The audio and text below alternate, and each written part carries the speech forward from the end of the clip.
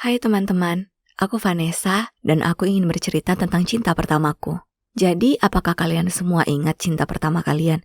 Ya benar, maksudku ayolah, bagaimana bisa kalian merupakan perasaan deg-degan di dada, berpegangan tangan, dan ciuman itu? Di tengah panasnya cinta pertama, mudah untuk percaya kalau ini akan bertahan selamanya. Dan menjadi dongeng sejati, hanya begitu banyak cinta pertama yang menyebabkan perpisahan berantakan dan berubah menjadi mimpi buruk. Cinta pertamaku adalah dengan seorang cowok bernama Julian. Tapi kalian harus bertahan untuk mengetahui apakah kisah cinta kita adalah mimpi dongeng atau malah petaka dongeng. Julian dan aku mulai sebagai teman, sahabat. Dia tinggal di seberang jalan rumahku dan keluarga kami dekat. Kami sering jalan-jalan, sampai-sampai orang tua kami menggoda kami untuk menikah suatu hari nanti. Saat itu aku berpikir tidak mungkin, tapi saat itu kami masih anak-anak. Lalu saat aku berusia sekitar 10 tahun, aku mulai memandangnya secara berbeda. Dia sangat manis, lucu, dan aku memikirkannya sepanjang waktu.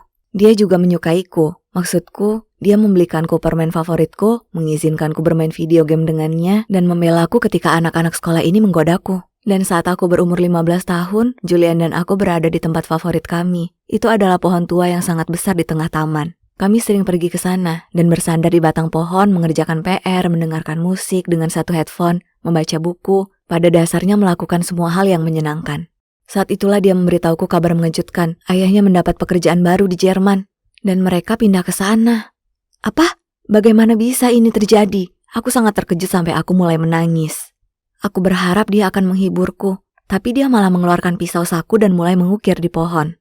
Ketika dia selesai, dia berkata, "Tada, bagaimana kelihatannya?" Dia mengukir tulisan Jelove di dalamnya. Ya ampun, dia juga mencintaiku.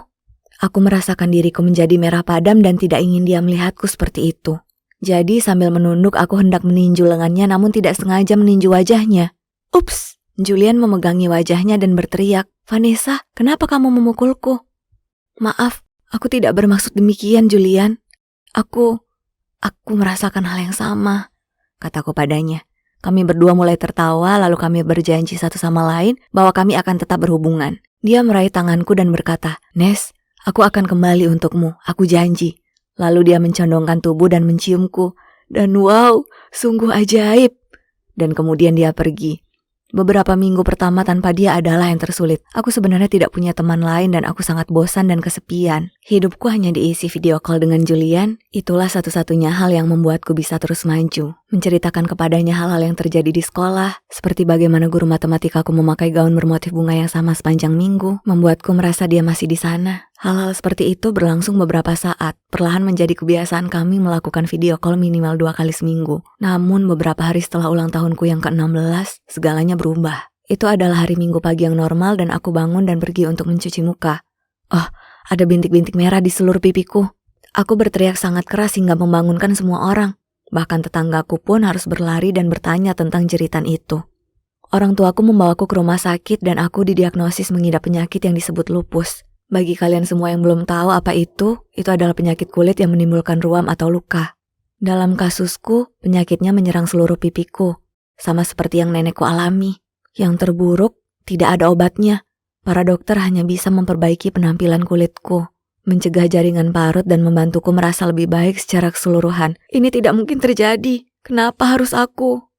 Ketika kami sampai di rumah, aku berlari ke atas menuju kamarku dan menatap ke cermin. Aku berubah dari cantik menjadi jelek dalam waktu sehari. Itu tidak adil. Dan tiba-tiba ponselku berdering. Itu Julian.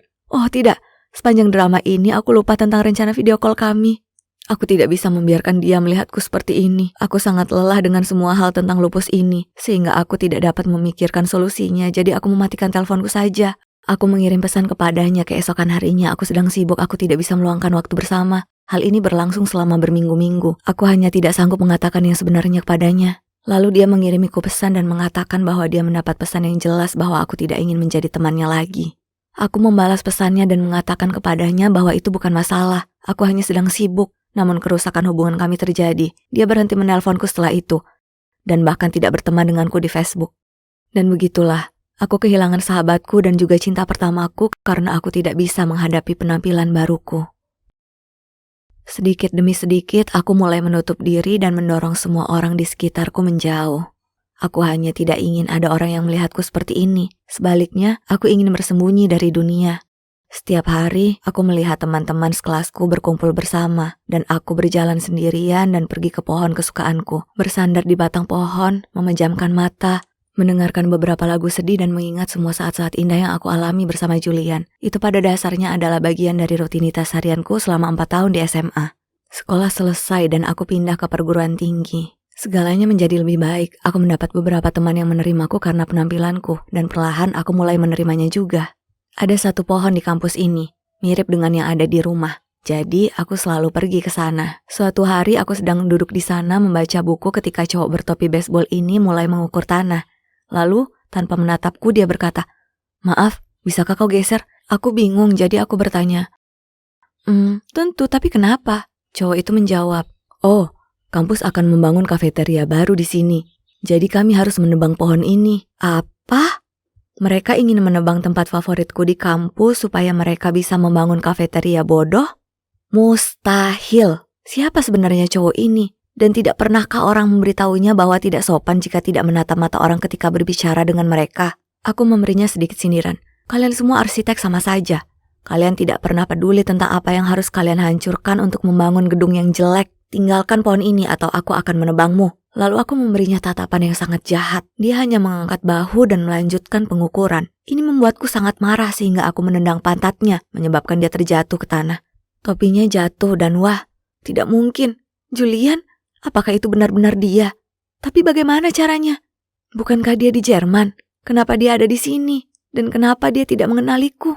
Maksudku, aku punya potongan rambut yang berbeda, tapi menurutku aku tidak banyak berubah. Atau apakah itu karena penyakit lupusku? Tiba-tiba aku mendengar dia berkata, "Apa kamu gila? Apa yang salah denganmu? Ya ampun, aku benar-benar lupa kalau dia masih tergeletak di tanah." Aku menggumamkan, "Maaf," dan segera bergegas kembali ke asramaku. Malam itu aku tidak bisa tidur. Yang ada di pikiranku hanyalah Julian. Dia sangat tampan dan sangat tinggi. Bagaimana dia bisa menjadi begitu tampan? Kenapa penyakit bodoh ini menyerangku? Itu adalah cinta pertamaku, tepat di depanku setelah bertahun-tahun berpisah, tapi karena penyakitku, dia tidak tahu siapa aku. Dia telah jauh bertumbuh dan aku, belum. Mungkin lebih baik Julian tidak mengenaliku. Jika dia tahu seperti inilah rupaku sekarang, astaga, aku bahkan tidak ingin membayangkan betapa malunya aku. Jadi oke, kita kesampingkan saja untuk saat ini. Hal pertama yang harus kulakukan adalah menyelamatkan pohonku. Tidak mungkin aku membiarkan perguruan tinggi menebangnya. Aku melakukan riset dan menemukan bahwa pembangunannya akan dimulai dalam seminggu. Jadi aku punya waktu untuk meyakinkan sebanyak mungkin mahasiswa untuk memprotesnya. Dan ketika harinya tiba, aku berhasil mengumpulkan sekitar 20 orang bersamaku. Kami semua memegang papan bertuliskan, "Selamatkan pohonnya dan hentikan penebangannya." Kepala kampus, Julian, dan para pekerja konstruksi berusaha mengusir kami, namun kami tetap gigih. Pada akhirnya, mereka harus menunda tanggal pembangunan. Salah satu dari kami tetap dekat di pohon itu sepanjang waktu. Hujan atau sinar matahari memang melelahkan dan dingin, tapi akan bermanfaat jika pohon itu diselamatkan. Kemudian suatu hari saat aku sedang bertugas menjaga pohon, temanku bergegas menghampiriku dan dengan bersemangat memberitahuku kalau kampus akan mengubah lokasi gedung baru. Itu adalah berita yang sangat bagus. Rupanya Julian telah memberitahu mereka bahwa tanah tersebut lebih cocok di lokasi lain. Kenapa dia tiba-tiba membantu kita? Apakah dia berubah pikiran? Aku pergi ke kelas dengan pertanyaan-pertanyaan yang terus mengganggu pikiranku. Dan tepat setelah selesai sekolah, aku menghampiri pohon itu lagi. Dan yang mengejutkanku, aku melihat Julian berdiri di sampingnya. Aku berjalan ke arahnya dan bertanya, "Kenapa kamu meyakinkan mereka untuk mengubah lokasi bangunan? Maksudku, kami sangat mengapresiasinya, tapi kenapa kamu berpindah kubu?" Julian membeku sesaat lalu berkata, "Hai, ini Vanessa. Kembali dengan bagian terakhir ceritaku. Jadi, cinta pertamaku Julian pindah ke Jerman, dan karena aku merasa insecure, kami sudah lama tidak saling berhubungan. Lalu bertahun-tahun kemudian aku melihatnya di kampusku, sedang mengukur pohon favoritku untuk ditebang. Dia tidak mengenaliku, namun berkat dia pohon itu terselamatkan. Dia berkata padaku, 'Pohon ini pasti sangat berarti bagimu. Kalau tidak, kamu tidak akan berjuang sekuat tenaga untuk menyelamatkannya. Aku pernah punya pohon seperti ini,' desahnya. 'Tolong terus lindungi pohon ini.' Aku merasakan kepedihan di hatiku.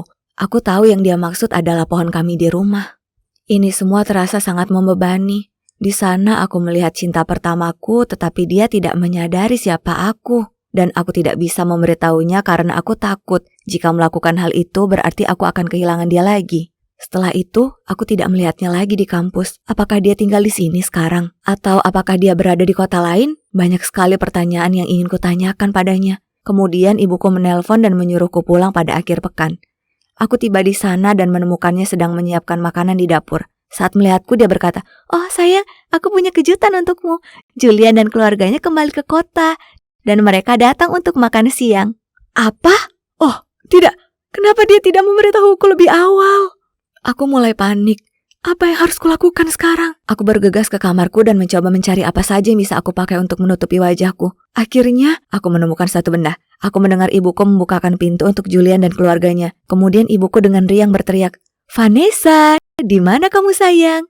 Turun ke bawah. Julian ada di sini." Dan astaga, dia sangat tampan. Namun senyuman orang tuaku segera menghilang begitu mereka melihatku menuruni tangga. Mereka benar-benar berdiri di sana dengan mulut terbuka lebar. Ibuku tergagap. Vanessa, apa yang kamu pakai demi Tuhan?" Ya, jadi satu-satunya hal yang bisa aku temukan untuk menutupi wajahku adalah topeng. Lebih parahnya lagi, ada wajah anjing yang tersenyum di atasnya. Aku tahu aku terlihat konyol, tapi setidaknya lupusku tertutupi. Berpikir cepat, aku bergumam, aku sedang flu dan aku tidak mau ada yang tertular. Lalu aku berbalik dan melihat Julian dan hatiku berdebar-debar. Dia menatapku bingung. Dia jelas tidak tahu cara mengambil aksesorisku.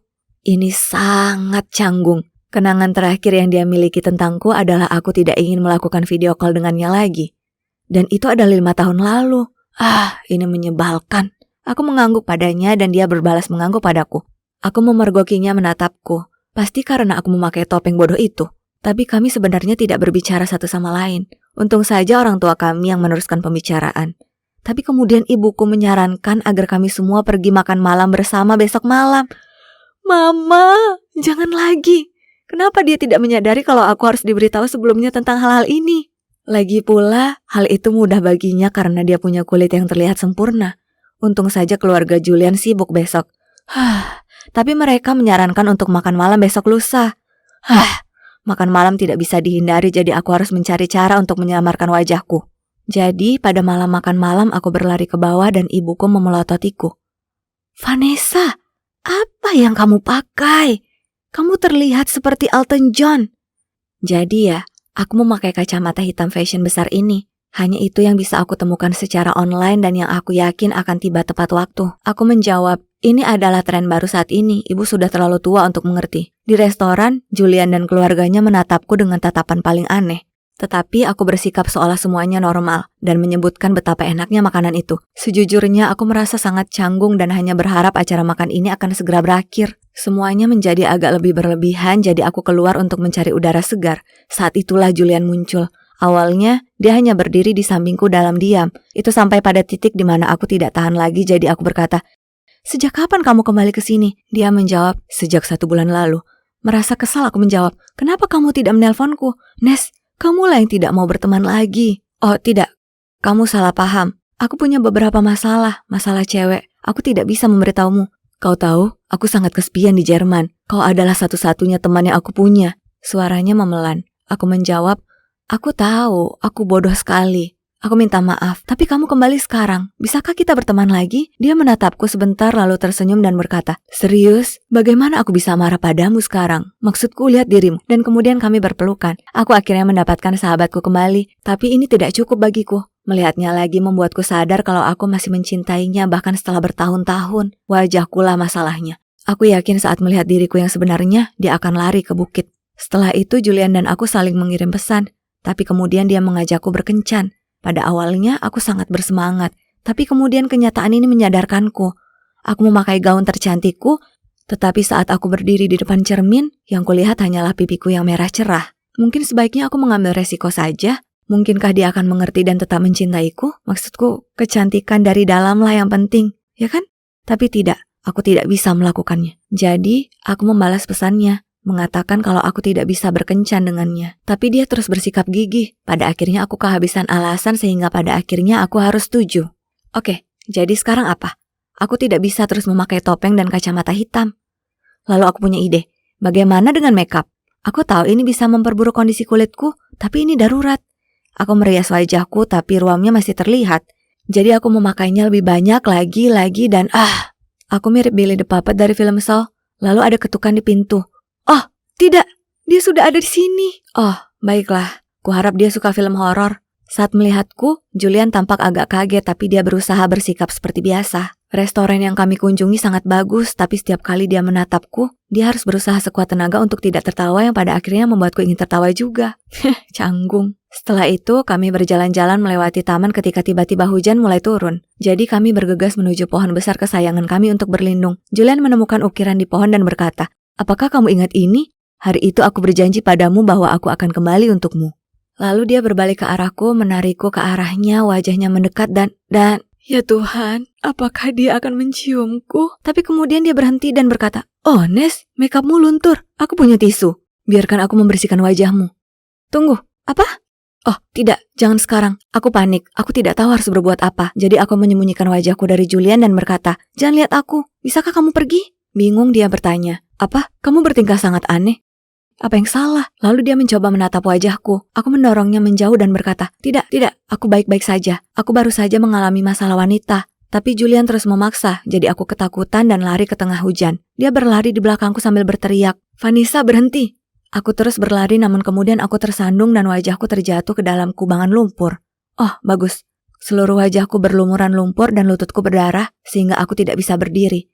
Julian harus membantuku berjalan pincang ke toko obat terdekat dan membeli beberapa perban dan betadin untuk membersihkan lukaku. Aku duduk di bangku, merasa seperti anak anjing yang terluka ketika dia mengeluarkan tisu dan mulai menyeka lumpur dari wajahku. Awalnya, aku menghentikannya, tapi dia menatapku dengan sangat serius, jadi aku membiarkan dia membersihkan wajahku. Ya, itu saja. Julian akhirnya akan melihat wajahku dan dia pasti tidak ingin berkencan denganku lagi. Sambil membersihkan wajahku, dia tampak terkejut lalu berkata, "Tunggu sebentar. Kamu kuliah di Florida kan? Bukankah aku bertemu denganmu beberapa minggu lalu di kampus? Kenapa kamu tidak memberitahuku kalau itu kamu?" "Karena aku tidak ingin kamu melihatku seperti ini." Aku memalingkan muka. Dia tampak bingung, jadi dia bertanya, "Seperti apa sebenarnya, Nes? Tingkahmu aneh sekali. Apa maksudnya? Apakah dia mencoba mengejekku?" Jadi, aku berteriak dengan marah, "Itu wajahku. Jangan bertingkah seolah kamu tidak melihatnya. Aku takut jika kamu melihat wajahku, kamu tidak ingin bersamaku lagi." Julian menggelengkan kepalanya dan berkata, "Tidak, Nes. Kenapa aku melakukan itu? Bagiku, kamu akan selalu cantik. Kecantikan bukan hanya tentang memiliki wajah yang cantik. Ini tentang memiliki pikiran yang cantik, hati yang cantik, dan jiwa yang cantik." Dan kemudian dia mencium keningku. Astaga, aku tidak pernah membayangkan akan menjadi seperti ini. Julian memang orang yang paling manis, dan aku seharusnya tidak pernah meragukannya. Ya, Julian dan aku menjadi pasangan resmi. Mencintainya membuatku begitu sangat bahagia. Dia membuatku percaya pada diriku sendiri dan mengingatkanku bahwa walau dengan penyakit lupusku, aku tetap cantik. Dan kami akan segera menikah beberapa bulan lagi. Aku tidak sabar untuk menghabiskan sisa hidupku bersamanya, bahagia selamanya. Jadi, seperti yang bisa kalian lihat, pada akhirnya Julian adalah cinta pertama dan terakhirku, yang berarti impian dongengku menjadi kenyataan. Tapi izinkan aku memberitahu kalian satu hal, tidak penting apa kalian akan menikahi cinta pertama kalian atau tidak. Sangatlah penting bagi kalian untuk menikah dengan seseorang yang membuat kalian bahagia dan menerima kalian apa adanya. Jadi, saat kalian menemukan seseorang seperti itu, maka pertahankanlah dia, entah itu cinta pertamamu atau cinta ke-21. Aturan. Para ibu pastinya senang sekali membuat aturan ya kan? Ngomong-ngomong, aku Nicole dan tahukah kalian, orang tuaku bercerai saat aku berumur 8 tahun. Jadi sejak saat itu aku cuma tinggal bersama ibuku. Ibu memberiku banyak peraturan yang membosankan, tapi aku benci mematuhinya. Umurku sudah 18 tahun dan aku harusnya lebih banyak bersenang-senang kan? Bagiku peraturan dibuat untuk dilanggar dan percayalah, aku sering melanggarnya. Tapi ternyata semua ini yang menyebabkan seluruh hidupku berubah. Suatu hari aku ada ulangan matematika yang penting, tapi aku benci matematika. Jadi aku bolos sekolah dan pergi ke bioskop bersama teman-temanku. Maksudku, halo, film Avengers terakhir baru saja keluar. Tidak mungkin aku melewatkannya dan mendapatkan spoiler. Mungkin ibu akan memberiku hukuman berat selama beberapa minggu, tapi itu bukan masalah besar kan? Aku sampai di rumah dan melihat ibuku sudah menungguku. Dia memelototiku dan berkata, "Nicole, aku mendapatkan panggilan telepon yang menarik dari sekolah. Ternyata kamu belum masuk sekolah seharian ini. Jadi, dari mana saja kamu?" "Oh tidak, tertangkap basah. Aku cuma mengangkat bahu dan menjawab, pergi keluar. Ini pasti karena teman-temanmu kan? Mereka memberikan pengaruh buruk. Aku berjalan menuju kamarku. Nicole, kembali ke sini dan jelaskan semuanya. Teriaknya di belakangku, tapi aku mengabaikannya. Kemudian dia berteriak, aku tidak tahan lagi dengan sikap kekanak-kanakanmu. Kamu akan tinggal bersama ayahmu. Apa? Dia mengusirku. Wow, aku tidak menyangka dia akan melakukan itu. Terserahlah, aku sudah muak karena dimarahi terus-menerus. Pasti ayah akan jauh lebih pengertian. Aku jarang bertemu ayah. Faktanya, terakhir kali adalah, kurasa saat itu adalah ulang tahunku yang ke-16. Dia adalah orang yang sibuk karena dia adalah kepala sekolah di sekolah para cowok sombong ini. Dan ibu tidak bercanda. Dia menelponnya dan malam itu dia muncul dan memasukkan barang-barangku ke bagasi mobilnya. Rasanya sangat canggung, aku tidak tahu harus berkata apa padanya. Kemudian, sekitar 1 jam setelah perjalanan yang sangat membosankan itu, dia berkata, aku sudah menyelesaikan semua prosedur penerimaan sekolah untukmu, jadi kamu bisa mulai belajar di sekolahku besok. Apa? Ini kan sekolah khusus untuk para cowok dan aku cewek. Lagi pula, aku tidak mungkin belajar di sekolah tempat ayahku menjadi kepala sekolahnya. Karena panik, aku bertanya, tapi ayah, bukankah ini sekolah khusus cowok? Dia berkata, dulu memang begitu, tapi akhir-akhir ini kami mengizinkan beberapa siswi masuk ke sana. Aku tidak mau sekolah di sana. Kamu kepala sekolahnya, itu pasti akan sangat memalukan. Tidak mungkin, aku mau masuk ke sekolah lain atau apalah. Dia menatapku dengan tajam dan berkata, ibu memberitahuku semua tentang perilakumu di sekolah lamamu dan itu tidak bisa diterima. Jadi, kamu akan belajar di sekolahku agar aku bisa mengawasimu. Ini bukan masalah yang bisa diperdebatkan. Ya Tuhan, aku tidak percaya. Dia jauh lebih tegas daripada ibu. Jadi dengan enggan aku bergumam. Baik, tapi kamu harus berjanji untuk tidak memberitahu siapapun kalau aku putrimu. Dia mengangguk dan berkata, oke, jika itu yang kamu mau.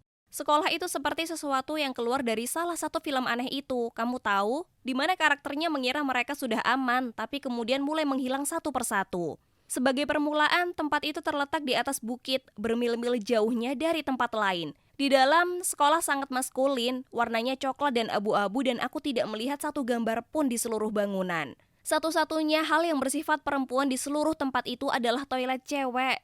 Kami harus berbagi semuanya dengan teman-teman.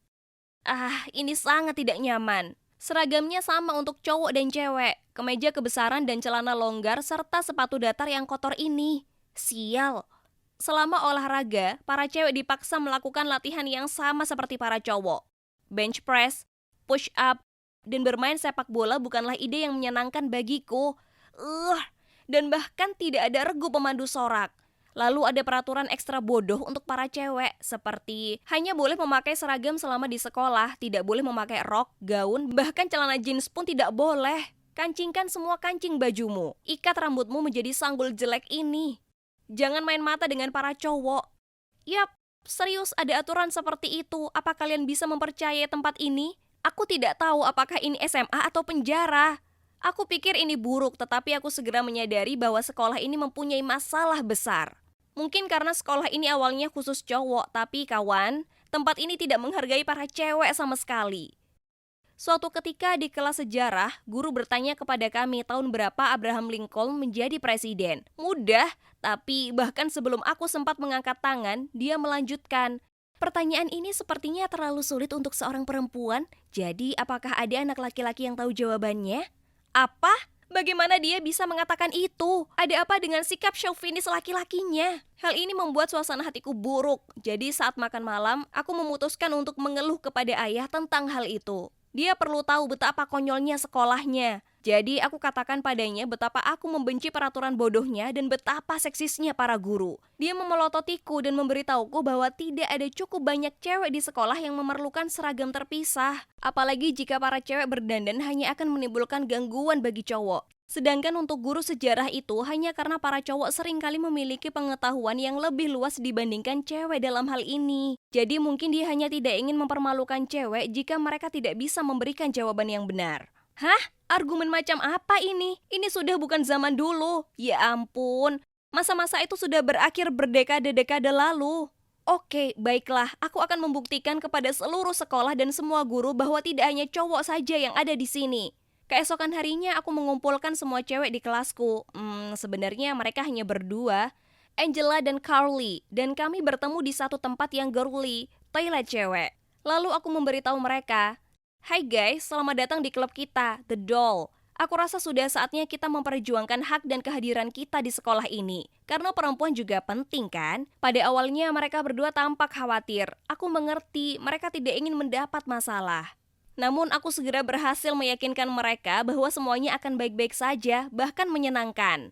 Jadi mereka ikut dan setuju. Pertama, sudah waktunya melakukan sesuatu terhadap seragam jelek ini. Kami mengikat baju kami untuk memperlihatkan pinggang kami, dan aku membantu yang lain merias wajah kami dengan halus, sehingga kulit kami tampak bercahaya secara alami. Lalu kami semua memasangkan aksesoris rambut berkilauan dan ikat rambut warna-warni di rambut kami untuk memeriahkan penampilan kami. Carly melihat ke cermin dan berkata, "Oke, mungkin seragam kita tidak terlalu jelek." Dan kami semua tertawa terbahak-bahak. Sekarang, waktunya masuk. Kami semua berjalan menyusuri koridor bersama-sama. Semua cowok dan cewek berbalik untuk melihat kami dengan mata kagum dan mulut terbuka. Seorang cowok bahkan menjatuhkan tumpukan bukunya ke lantai, dan seorang cowok lainnya masuk ke lokernya. Hah? Pesona para cewek benar-benar tak tertahankan, bukan? Segera kami menjadi grup populer di sekitar sekolah. Para cowok juga ingin ngobrol dengan kami, dan cewek dari kelas lain juga bergabung dengan kelompok kami, dan aku menunjukkan kepada mereka cara menata seragam mereka. Itu bagus ya kan? Ya, ada masalah. Para gurunya adalah orang-orang tua yang tidak menghargai gaya. Suatu hari, sebelum kelas dimulai, seorang guru mendatangiku dan teman-temanku dan menuduh kami merusak martabat seragam dan memberikan pengaruh negatif pada siswa lain. Jadi, aku mengatakan kepadanya, kami tidak melanggar peraturan sekolah yang berharga. Kami memakai seragam, kancing atas kami tetap dikancingkan, dan kami memiliki gaya rambut yang rapi. Berdandan adalah hak prerogatif perempuan. Selain itu, jika laki-laki terganggu, itu salah mereka, bukan kesalahan kami. Jadi, bapak dan ibu guru tidak bisa menyalahkan kami untuk itu. Setelah itu, aku seperti menjadi duri di mata semua guru. Dalam setiap mata pelajaran, aku selalu diminta menjawab pertanyaan yang paling sulit. Dan tentu saja, aku tidak tahu jawaban yang benar. Maksudku, tidak ada satu orang pun yang tahu. Dan kemudian mereka akan menatapku dengan sombong. Betapa kekanak-kanakan mereka. Di lain waktu aku sedang mengantri makan siang dan ketika tiba giliranku, aku memilih chicken drumstick barbecue karena itu adalah makanan favoritku. Tapi yang membuatku kaget, server kantin mengatakan tidak ada ayam yang tersisa, lalu menaruh oatmeal aneh ini ke piringku. Aduh, aku dapat melihat masih banyak ayam yang tersisa, jadi kenapa dia bersikap tidak masuk akal? Aku tidak mau makan makanan menjijikan itu. Jadi begitu aku pulang dari sekolah, aku sangat kelaparan. Jadi aku membuat semangkuk besar mie untuk diriku sendiri. Ayah melihatku melahap makanan lalu tersenyum dan bertanya, "Apa seharian membuat masalah di sekolah membuatmu begitu lapar?" Di sela-sela suapan makananku, aku menceritakan kepadanya apa yang terjadi dengan guru dan di kantin. Dia hanya tersenyum dan mengatakan itu karena aku terlalu keras kepala. Alasan macam apa itu? Maksudku, kapan siswa yang kelaparan merupakan ide yang bagus? Keesokan paginya, dengan mengantuk, aku masuk ke kelas dan duduk di mejaku. Saat itulah aku sadar aku lupa membawa ponselku. Yah, ini benar-benar menyebalkan. Jadi aku mengeluh kepada Angela. Guru-guru ini membuat hidupku sengsara dan sekarang aku bahkan tidak punya ponsel. Hari ini akan menjadi hari yang panjang. Tiba-tiba ada yang mengetuk mejaku.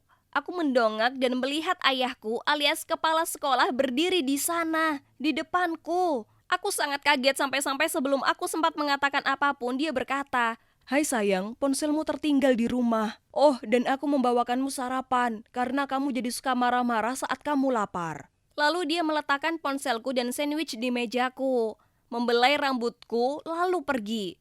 Apa yang dia lakukan? Apa dia lupa janjinya?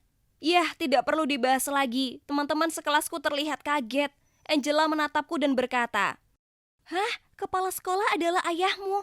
Tidak bisa dipercaya. Kenapa kamu tidak memberitahu kami?" Aku duduk di sana dengan mulut ternganga. Ini adalah hal paling canggung yang pernah ada. Terima kasih banyak, Ayah.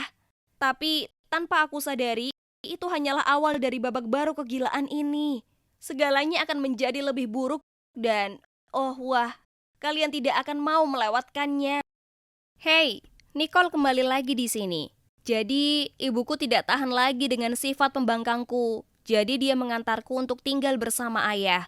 Masalahnya adalah dia adalah kepala sekolah di sebuah sekolah angkuh yang hampir tidak memiliki siswa cewek. Dan dia memaksaku untuk bersekolah di sana. Sekolah perlu mengikuti perkembangan zaman dan menjadi lebih inklusif terhadap perempuan. Jadi aku memulai klub khusus cewek bernama The Doll agar kami diperhatikan. Semuanya berjalan dengan baik, tapi kemudian ayah membiarkan berita bahwa aku adalah putrinya. Saat istirahat pertama, semua orang di sekolah tahu siapa aku. Tak lama kemudian, anak-anak yang belum pernah berbicara denganku sebelumnya menawarkan bantuan untuk mengerjakan PR-ku, dan para guru kelihatan jadi gugup di sekitarku. Aku mengerti, tidak ada seorang pun yang ingin terlihat bertengkar dengan putri kepala sekolah. Bahkan ibu kantin pemarah itu juga berubah total. Sekarang dia bahkan memberiku 2 porsi ayam. Kedengarannya bagus ya kan? Tidak, malah itu agak menjengkelkan. Dan yang terpenting, teman-temanku mulai melakukan hal-hal gila di belakangku. Mereka menaruh ciuman lipstik di loker acak, menyelinap ke ruang fakultas dan mengadakan pesta teh boneka. Dan kemudian mereka melakukan lelucon terbesar. Iya, mereka benar-benar pergi ke ruang olahraga dan menggantungkan karangan bunga celana dalam, bra, dan tampon di samping spanduk besar bertuliskan, "Selamat datang di dunia wanita." Wow, bahkan kupikir mereka sudah keterlaluan dengan yang satu ini. Ayahku sangat marah karena hal itu. Aku takut mereka akan dikeluarkan. Hampir tidak ada cewek di sekolah ini tanpa kehilangan satu-satunya teman sekelas cewek. Namun mereka berakhir hanya dengan skor selama seminggu dan terpaksa tinggal di sekolah sepulang sekolah dan membersihkan ruang olahraga. Phew. Keesokan harinya teman-temanku mendatangiku saat aku berada di loker dan Angela berkata, "Skors memang menyebalkan, tapi lelucon itu sangat berharga. Tunggu saja sampai kamu melihat apa yang kami rencanakan selanjutnya." Dia mengedipkan mata. "Itu pasti akan gagal." Carly terkekeh. "Sudah cukup." Jadi aku menyuruh mereka memberitahu The Doll yang lain untuk menemuiku di gym sepulang sekolah. Oke. Jadi aku mungkin secara diam-diam mengambil kunci gym dari saku ayahku, tapi itu demi kebaikan yang lebih besar. Sekarang aku sudah mengumpulkan semua The Doll, aku mengatakan apa yang perlu aku katakan. Hai gadis-gadis, lihat, aku tahu sekolah ini lebih menyukai cowok dan dapat dimengerti jika kalian ingin diperhatikan. Tapi semua lelucon ini membuat kita terlihat buruk. Aku kenal ayahku, dan satu-satunya cara dia mendengarkan kita adalah jika kita melakukan sesuatu yang menyampaikan maksud kita dengan cara yang terhormat. Jadi, aku akan mencalonkan diri dalam pemilihan ketua OSIS berikutnya. Bahkan sebelum aku menyelesaikan kalimatku, Carly berkata, "Tapi posisi itu hanya untuk para cowok." Aku pikir sudah saatnya kita mengubahnya ya kan? Jadi, siapa yang bersamaku? Yang mengejutkanku, semua cewek di ruangan itu mengangkat tangan dan bersorak. Setelah itu aku meluncurkan kampanyeku. 2 kandidat dengan jumlah suara terbanyak akan lolos ke babak final. Pada awalnya aku tidak mendapat banyak perhatian, tetapi kemudian hal ini tidak mengherankan karena aku adalah satu-satunya cewek yang berkompetisi. Pesaing lain menanggapinya dengan sangat serius. Seorang cowok membagikan kaos gratis yang bertuliskan namanya, dan anak lainnya menempelkan selebaran di loker semua orang yang mencantumkan 10 alasan kenapa dia adalah orang yang tepat untuk jabatan itu. Tidak mungkin, aku harus membuat rencana. Jadi aku menemukan strategi yang familiar namun sangat efektif, yang disebut perangkap kecantikan. Tidak ada satupun cowok yang bisa menghindarinya. Salah satu fokus utamaku adalah ingin menghidupkan kembali sekolah ini dan menjadikannya inklusif bagi semua.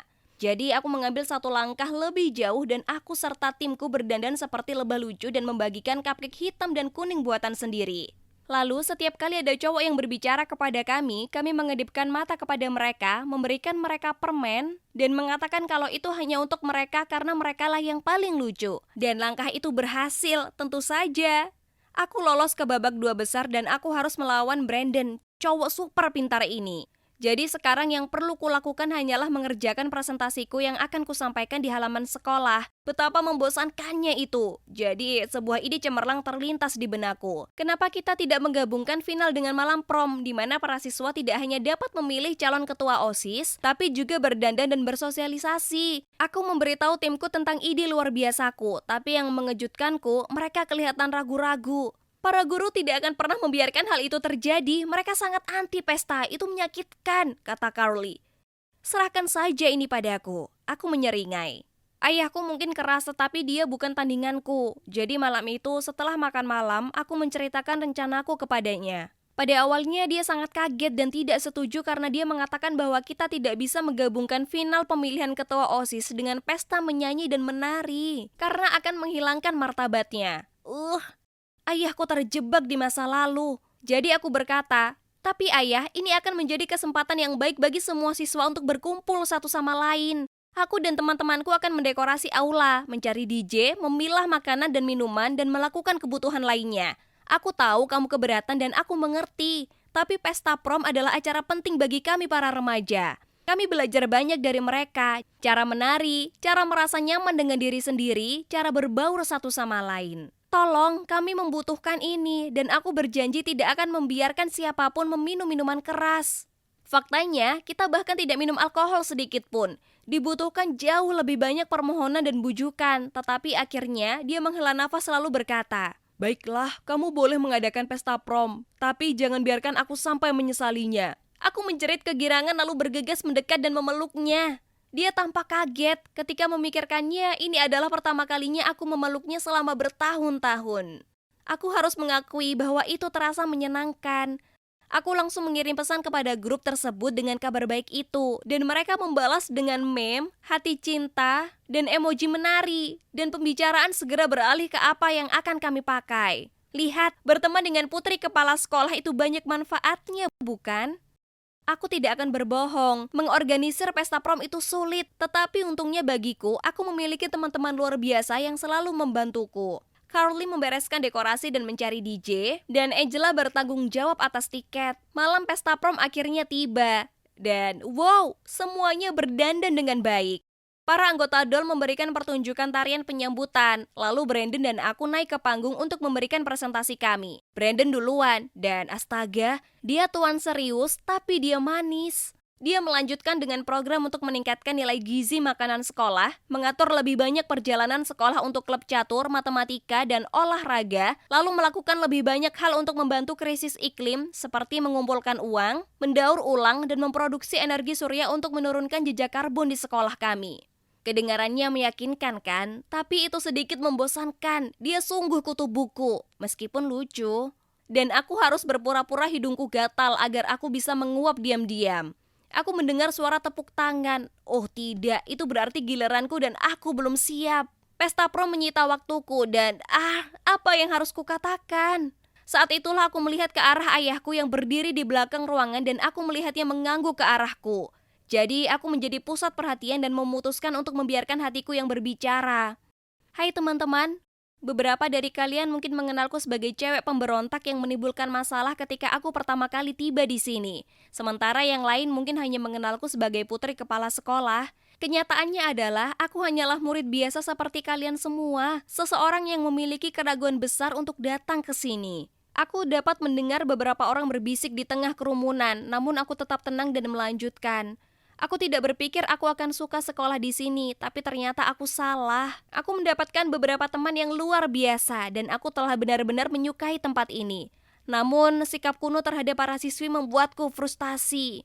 Waktu telah berubah dan kita juga pantas berada di sini. Jadi sudah sepantasnya kita memiliki seragam kita sendiri, klub yang dirancang khusus untuk kita, dan mohon tidak ada lagi latihan bench press. Para cewek sama baiknya dengan para cowok, bahkan lebih baik lagi di beberapa hal. Misalnya, kami cewek-cewek hebat di The Doll membuat pesta ini sendirian. Bersama-sama, ayo kita jadikan kehidupan SMA kita lebih cemerlang dan inklusif bagi semua karena sekolah ini memiliki sesuatu yang istimewa. Dan aku ingin semua orang melihat bahwa dengan sedikit perhatian dan perubahan, sekolah ini bisa jadi sekolah yang benar-benar menarik. Wow, aku sudah melakukannya. Semua siswa bersorak dan bertepuk tangan. Bahkan Brandon menepuk pundakku dan berkata, "Bagus sekali, presentasimu sangat meyakinkan, kamu mendapat dukunganku." Lalu dia mengedipkan mata ke arahku. Ya Tuhan, apa maksudnya? Setelah itu aku bergabung dengan teman-temanku di lantai dansa dan menikmati tarian luar biasa yang kami selenggarakan. Akhirnya tiba saatnya hasil. Salah satu guru naik ke panggung dengan amplop berisi nama pemenang. Lalu dia membukanya dan berkata, "Dengan 2/3 suara, kalian telah memilih pemenangnya, dan itu adalah Nicole." Aku tidak percaya, aku telah melakukannya. Aku benar-benar menang. Saat aku turun dari panggung, ayah menghampiri dan memelukku erat, lalu dia berkata, "Sayang, aku sangat bangga padamu." Selesai, sekarang aku adalah ketua OSIS dan seperti yang aku janjikan dalam presentasiku, aku menjadikan sekolah ini tempat yang inklusif untuk semua. Kini kami memiliki lebih banyak aktivitas untuk para cewek, termasuk klub pemandu sorak. Walaupun tentu saja, para cowok juga bisa ikut. Kami bahkan punya seragam cewek, jadi aku tidak perlu memakai celana longgar yang jelek itu lagi. Sekarang, semua orang jadi kelihatan lebih bahagia di sini, termasuk aku. Ibu mendengar perubahan sikapku dan mengajakku pulang. Tapi aku tidak bisa kembali. Aku seharusnya berada di sekolah ini bersama teman-teman baruku. Mungkin saja aku memang menyukai tempat ini. Siapa sangka, ini gila ya kan? Aku adalah aku, tapi kau terlalu egois untuk bisa menerimanya. Dan juga, kau mencintai orang yang kau ciptakan dalam fantasimu, bukan aku. Jadi, kupikir sebaiknya kita akhiri di sini. Ini untuk yang terbaik. Jadi, itulah aku, di sana. Ya, cewek yang terisak-isak itu. Dan yang cowok, itu Edward. Cinta dalam hidupku. Aku tahu ini akan terjadi karena sudah dikatakan demikian baik dalam horoskopku maupun Edward. Sudah tertulis di bintang, betapa tak adilnya itu. Semuanya bermula pada suatu hari yang cerah dan normal. Kumulai hari seperti yang selalu kulakukan dengan membaca horoskopku. Mataku terbuka lebar saat kulihat apa yang tertulis. Hari ini jalanmu akan berpapasan dengan belahan jiwamu. Oh ya ampun, ini dia. Akhirnya aku akan bertemu pangeran pujaanku. Aku sangat bersemangat sampai berjalan riang menuju ke sekolah. Oh, ngomong-ngomong, aku ini mentari Taurus dan bulan Pisces. Aku tahu tak semua orang paham dengan hal-hal tersebut sepertiku. Tapi pada dasarnya, ini berarti aku ini gadis pemalu yang segan dengan orang asing, tapi punya empati besar terhadap orang lain. Namun, sifat utamaku adalah aku menghayal untuk lari dari kenyataan. Satu-satunya masalah jadi penghayal adalah orang lain terus memberitahu aku seharusnya lebih lantang, berani, nakal. Enggak deh, makasih. Itu bukan aku, serius. Mereka sebaiknya pinjam bukuku Semua Yang Perlu Kau Tahu Tentang Simbol Bintangmu dan membacanya, atau pergi temukan seorang Leo. Aku percaya sekali dengan horoskopku sampai aku hidup berdasarkan itu. Nyatanya horoskop telah menyelamatkanku lebih dari satu kejadian. Contohnya, ada satu hari di mana aku menolak pergi sekolah apapun yang terjadi karena horoskop harianku berkata, "Kau bisa jadi terlibat kecelakaan di tempat kerja atau sekolah, jadi tetaplah berhati-hati." Dan kalian tak akan percaya apa yang terjadi di kelas sains. Salah satu teman sekelasku menumpahkan cairan asam kemana-mana. Untung tak ada satupun yang terluka. Tapi tetap saja, syukurlah aku tak di sana. Horoskop itu sangat penting bagiku. Tapi begitu juga kecintaanku pada drama Korea. Terutama yang romantis, mau pingsan. Aku selalu bayangkan segala macam situasi manis di mana aku akan temukan cinta di hidupku yang setampan dan selucu pemeran utama pria di serial drama itu. Dan itulah kenapa tak ada cowok yang pernah kutemui yang sesuai dengan harapanku. Tapi horoskopku berkata itu akan terjadi. Jadi aku yakin sekali itu akan terjadi. Aku penasaran seperti apa rupanya dan apa simbol bintangnya. Tentunya dia seharusnya seorang Cancer ya kan? Kami akan bertemu secara tak sengaja, jatuh cinta, melewati semua rintangan yang ada dan hidup bahagia selamanya. Ini sangat menarik. Aku sedang berhayal di dekat lokerku saat tak sengaja ku dengar beberapa cewek berbisik membicarakan cowok baru, namanya Edward. Penasaran, aku berdesak-desakan melewati kerumunan dan oh Tuhanku, cowok ini punya wajah seperti Adonis dewa Yunani. Mungkinkah dia pangeranku? Hanya ada satu cara mengetahuinya dengan pasti, aku perlu mencari tahu simbol bintangnya. Tapi seperti yang ku bilang, aku ini gadis pemalu. Jadi hampir tak mungkin aku mendatangi dan bertanya padanya tanggal lahirnya karena dia akan berpikir aku ini orang aneh. Aku lanjut berhayal tentang dilemaku ini dan kemudian bingo, aku punya ide yang luar biasa dan anti gagal. Lihat, jadi Pisces itu kelebihannya tak main-main.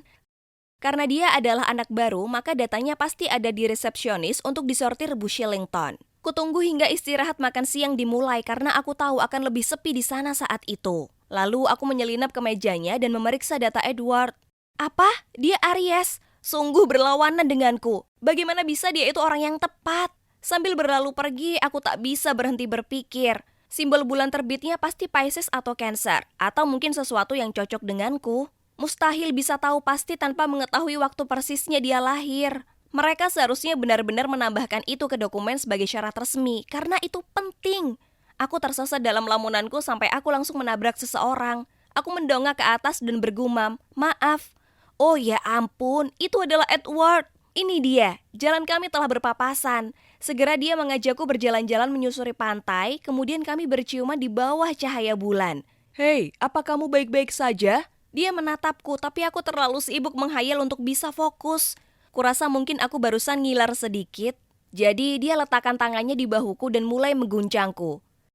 Hai, kamu baik-baik saja kan? Aku akhirnya tersadar, tersipu dan bergumam. Iya, aku tak apa. Aku tahu aku ini cewek cantik. Hei, kami para Pisces punya karisma alami bawaan lahir. Ditambah, aku memakai riasan merona. Bagaimana mungkin ada cowok yang bisa menolak keimutan ini? Jadi, aku tak begitu kaget saat Edward berkata, Baguslah, kau membuatku khawatir sesaat tadi.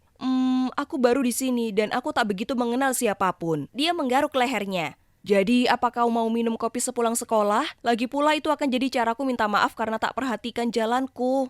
Aku memberikan senyuman termanis dan berkata, "Tentu." Kami mengatur pertemuan di kedai kopi terdekat. Aku tahu ku bilang pada kalian aku ini orang yang pendiam. Tapi yang mengejutkan, Edward dan aku langsung cocok. Kami berbagi sepotong muffin dan dia memberitahuku bertemu denganku adalah bagian terbaik dari harinya. Dia bahkan minta nomorku sebelum aku pulang. Yeay! Oh, aku juga tahu jam berapa dia lahir. Aku bergegas pulang supaya bisa kuperiksa simbol bintangnya dan seperti yang kuduga, simbol bulan dan terbitnya adalah Cancer. Benar-benar cocok denganku. Sejak hari itu, kami mulai banyak berkirim pesan dan menelepon dan bahkan saling bertemu tiap hari. Itu menyenangkan. Hingga suatu hari dia bertanya padaku apa aku mau jadi pacarnya. Ya Tuhanku, tentu saja aku mau. Semuanya berjalan persis seperti yang kubayangkan. Tapi itu juga saat semuanya mulai jadi berantakan. Oke, jadi obsesi horoskopku berarti membicarakan soal bintang, planet, bulan, matahari, dan kepribadian dari tiap zodiak terus-terusan. Aku tahu ini membuatnya gila karena dia itu tipe skeptis. Suatu hari di horoskopnya tertulis bahwa dia seharusnya santai saja hari ini dan hindari olahraga berat. Tapi Edward punya pertandingan basket penting di sekolah. Aku memohon padanya untuk tidak berpartisipasi tapi dia tidak mau dengar. Dia bilang itu absurd, tim membutuhkannya dan dia tak bisa mengecewakan mereka begitu saja. Aku panik karena khawatir dia akan mematahkan kakinya atau apa. Aku tak bisa biarkan ini terjadi, jadi ku beri sirup laksatif di botol airnya. Beberapa sendok penuh sudah cukup kan? Tapi kurasa aku menuangkan agak sedikit terlalu banyak karena dia menghilang di toilet selama berjam-jam. Ups, timnya kalah. Tapi paling tidak pacarku tak mengalami cedera patah tulang ya kan? Tak hanya itu, penting bagiku kalau dia lakukan beragam aksi romantis, seperti yang mereka lakukan di drama Korea yang kusukai. Jadi, aku memaksanya berdiri di luar rumahku di tengah malam, lalu menelponku untuk menyuruhku ke jendela supaya dia bisa melihatku karena dia sangat rindu padaku hingga ingin melihat wajahku. Itu sangat romantis, terutama saat hujan. Tak ada yang lebih seksi daripada pacarmu berdiri hujan-hujan di depan rumahmu. Meskipun kupikir itu hal yang sangat wajar, Edward tak berpikir demikian. Dia kira aku ini gila, dan dia berakhir demam setelahnya.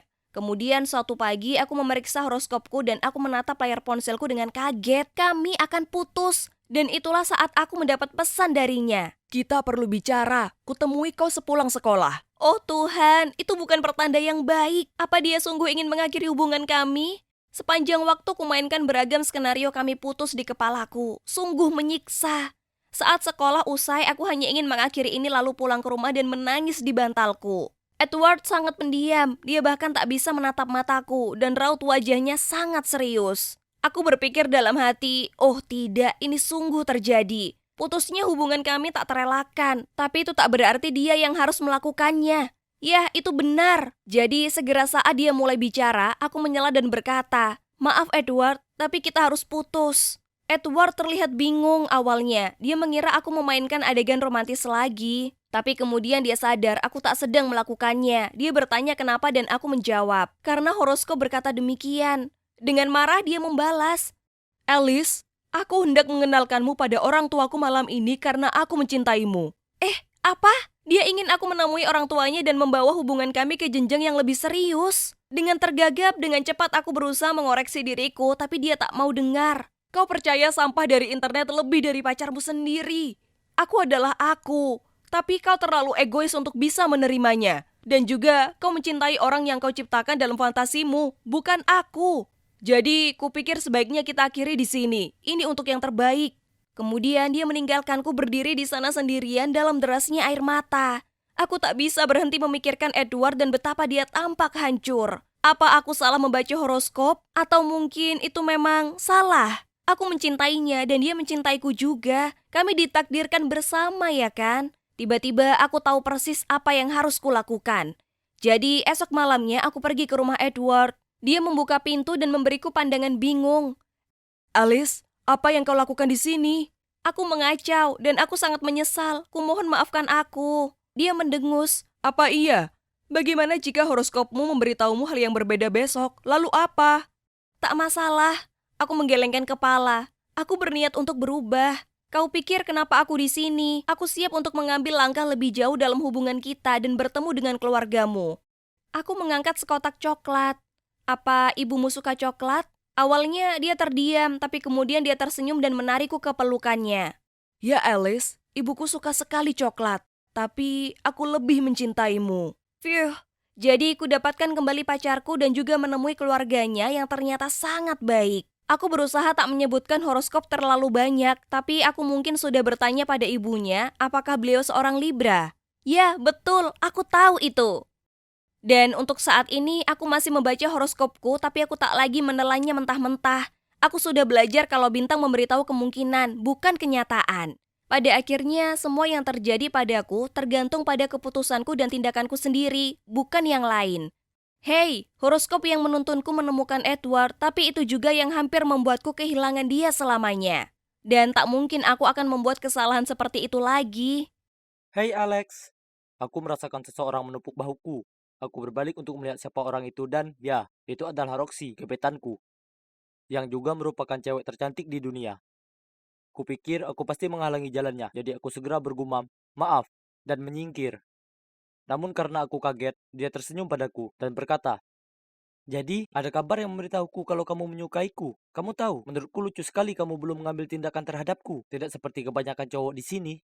Aku menatapnya dengan mulut ternganga. Apa aku sedang bermimpi? Aku mencubit diriku sendiri untuk memeriksanya. Tidak, ini nyata. Jadi, aku menganggukkan kepalaku dan bergumam. Ya.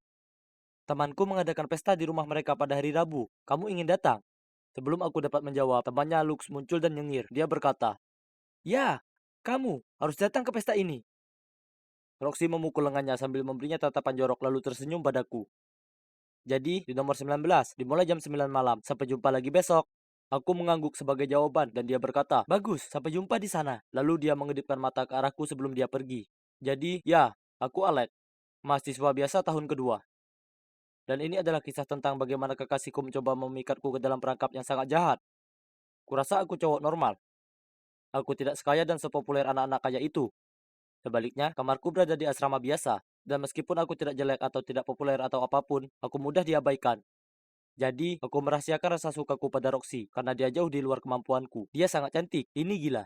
Bagaimana dia bisa tahu kalau aku menyukainya? Aku tidak percaya dia mengajakku berkencan. Ini gila. Pada awalnya, aku merasa seperti cowok yang paling beruntung yang pernah ada. Tapi kemudian ketika aku melihat Roxy berjalan kembali ke teman-temannya, aku melihat mereka terkikik, kecuali seorang cewek bernama Sophie. Sementara itu, Lux membuat semua orang melakukan tos padanya. Dia selalu sedikit aneh, dan dia berbicara kepada orang-orang dengan cara yang aneh. Lalu aku menatap mata Sophie, dan dia menatapku dengan pandangan, jangan. Lalu dia segera membuang muka. Pacarnya yang berandalan, Jack, melingkarkan lengannya di bahunya, dan dia menarik salah satu kuncir khasnya sambil meneguk kembali minumannya. Aku tidak tahu apa yang dia lihat dalam dirinya, tapi apa yang dilihatnya selama ini. Sekembalinya ke asrama, aku mendiskusikannya dengan teman sekamarku Ben, dan dia bilang itu terdengar seperti sebuah jebakan. Meski aku ingin semuanya tidak seperti ini, instingku juga mengatakan bahwa itu terlalu bagus untuk menjadi kenyataan. Jadi, pada malam pesta, aku memutuskan untuk melihat keluar jendela asramaku, karena lokasinya tepat untuk melihat dengan jelas rumah-rumah mewah itu. Aku menghitung rumah-rumah itu sampai nomor 19. Lalu aku mengeluarkan teropong yang aku gunakan untuk penelitian lapangan, untuk melihat lebih dekat. Rumah itu memiliki bendera kebanggaan pelangi besar yang tergantung di dua jendela. Hal ini membuatku bertanya-tanya kenapa Roxy ingin pergi ke pesta gay. Aku melihat banyak cowok berpakaian feminim, dan hanya dua cewek yang bisa kulihat jauh dari kata menarik. Dan sepertinya mereka adalah pasangan. Dan ada Lux di halaman depan, memegang dua minuman dan melihat sekeliling seolah sedang menunggu seseorang.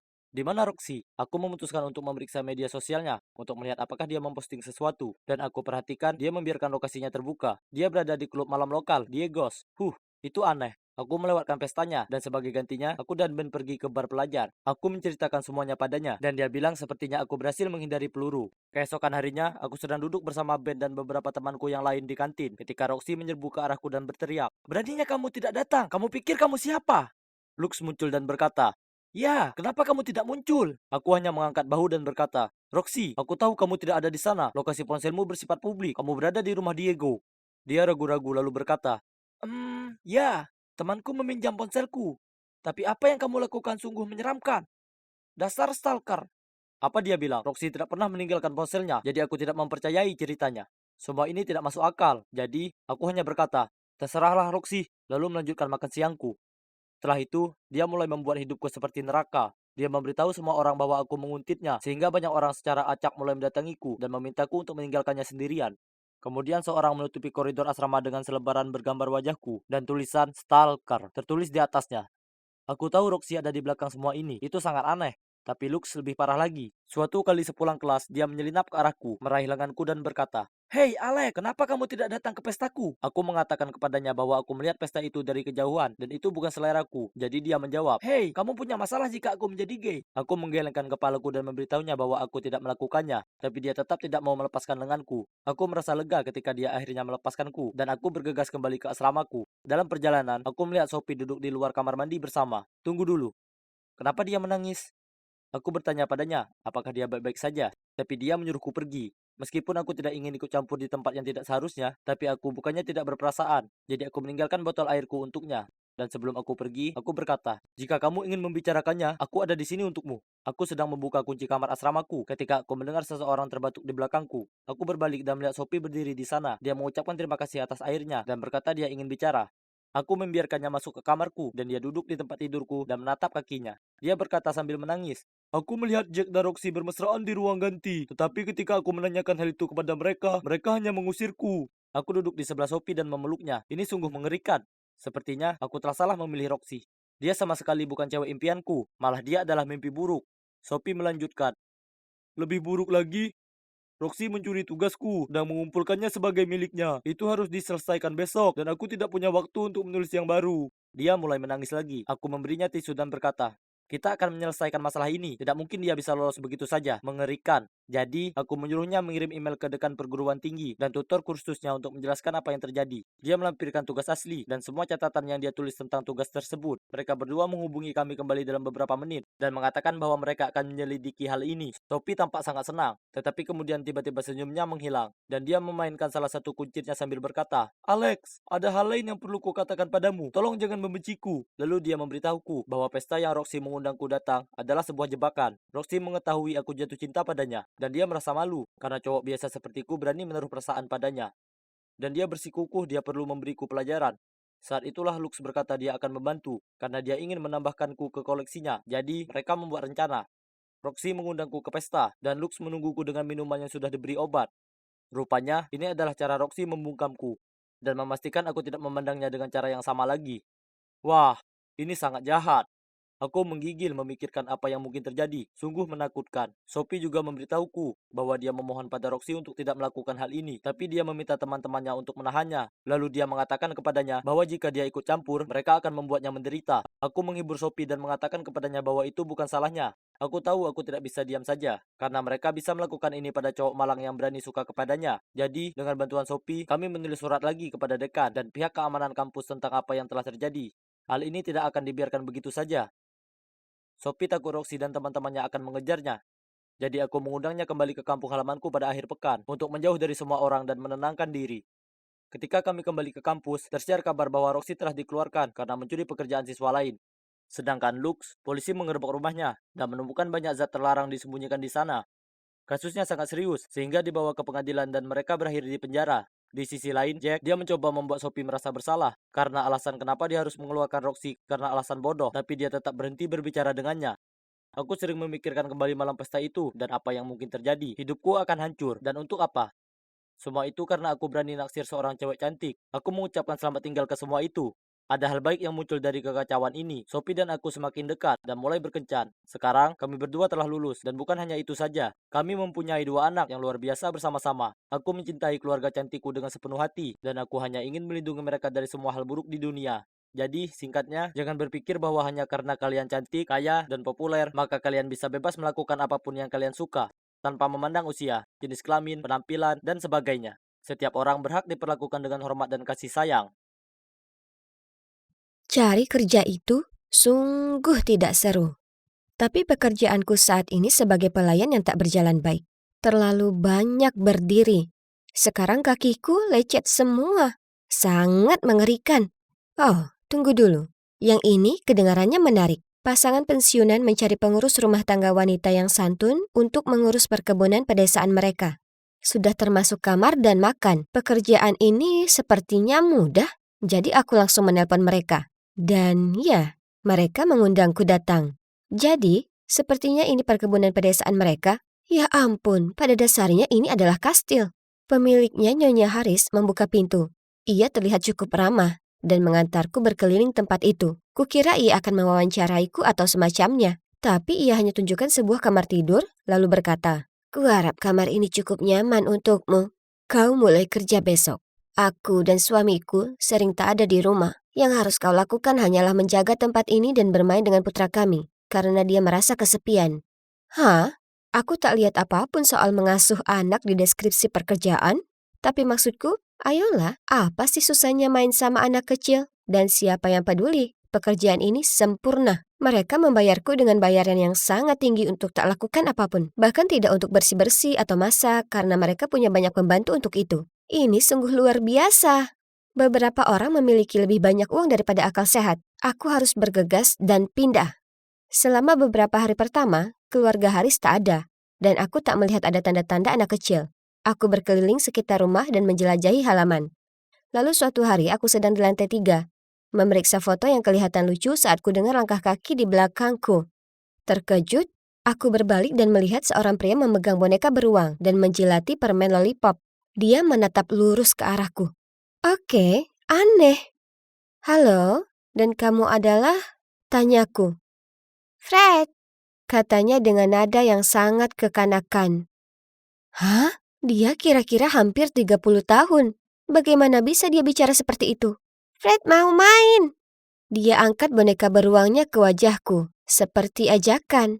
Baiklah, aku mengangkat bahu lalu mengikutinya ke kamarnya. Wah, seperti toko mainan di sini. Dia mendorong truk mainan ke arahku, jadi ku ambil dan bersuara seperti mobil saat memainkannya.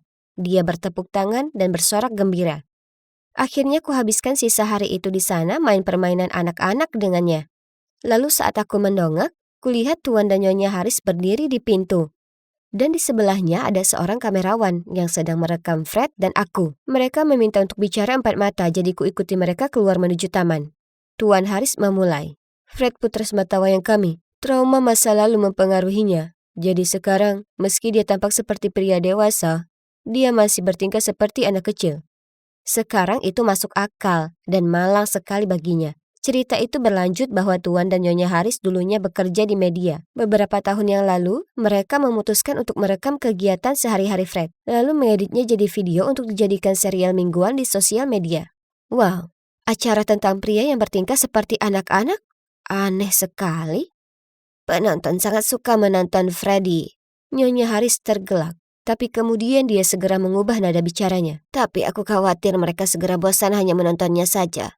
Kurasa sebaiknya dia punya teman. Itu akan membantu acara itu dan itu akan bagus untuk Freddy karena rasa kesepiannya akan berkurang. Aku penasaran. Dia memandangku dengan mata terbuka lebar. Melihat tatapan skeptisku, Tuan Haris menimpali sebelum sempat aku membuka mulut. Kami bayar 2 kali lipat. Wah, kesepakatan yang bagus. Maksudku, aku tak perlu jadi aktris pemenang penghargaan atau apapun untuk tampil di video semacam ini. Yang paling penting, jumlah uang itu besar sekali. Hanya orang idiot yang akan menolak penawaran seperti ini, iya kan? Jadi, aku mulai jadi teman Fred. Kami main-main bersama, main di taman, dan lakukan berbagai aktivitas seperti anak kecil bersama. Jujur, menurutku dia ini sangat manis, dan aku merasa kasihan padanya. Kapanpun dia melihatku, dia tersenyum riang dan biasanya memberiku mainan favoritnya. Dan itu membuatku merasa senang. Jadi oke, kameramen mengikuti kami kemanapun sepanjang hari, tapi tak lama aku lupa keberadaannya di sana. Dan aku juga tak pernah memeriksa hasil akhir video, karena menurutku lebay menonton diriku sendiri. Lalu suatu hari keluarga Haris mendudukanku untuk bicara lagi padaku. Nyonya Haris menatapku sambil berkata, "Kau mungkin menganggap Freddy sebagai anak kecil, tapi saat ini dia pria berumur 27 tahun, yang tampan dan sehat secara fisik. Dia menyukaimu dan dia punya hak untuk berkencan." Kemudian setelah menunjukkan padaku beberapa komentar di internet, mereka belak-belakan bilang kalau tayangannya akan punya rating lebih tinggi kalau aku jadi pacar Fred. Jadi, ini semacam dongeng di dunia nyata?